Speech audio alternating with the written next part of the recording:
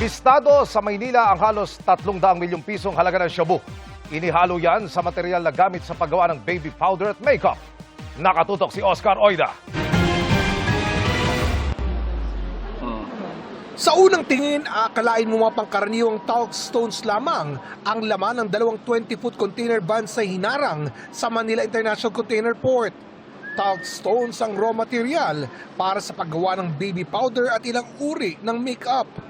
Pero nang suriing maigi ng mga otoridad ang kargamentong nagmula pa ng Afghanistan, nabistong may nakahalo pa lang hinihinalang shabu. Bagong sistema na isiniksik doon sa mga talc stones at nakabalot pa, nakita nyo dyan sa parang katsa. Aabot sa 292.4 million pesos ang halaga ng nasa 43 kilograms ng umano'y shabu. Ang consignee, dati naman umunong malinis ang record. Dati nilang mga ipinasok, furnitures, flooring, mga metal sheets, metal products, steel products.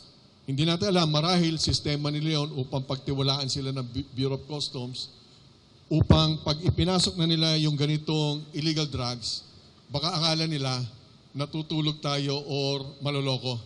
Ita-turn over ang mga nakumpiskang umano'y shabu sa PIDEA habang inihahanda ang kaso laban sa consignee. Once may sumiti po sa korte yon, yung korte ang magdidesisyon kung anong status, kung pwede nang sunugin yung majority at mag-retain lang po tayo ng representative sample.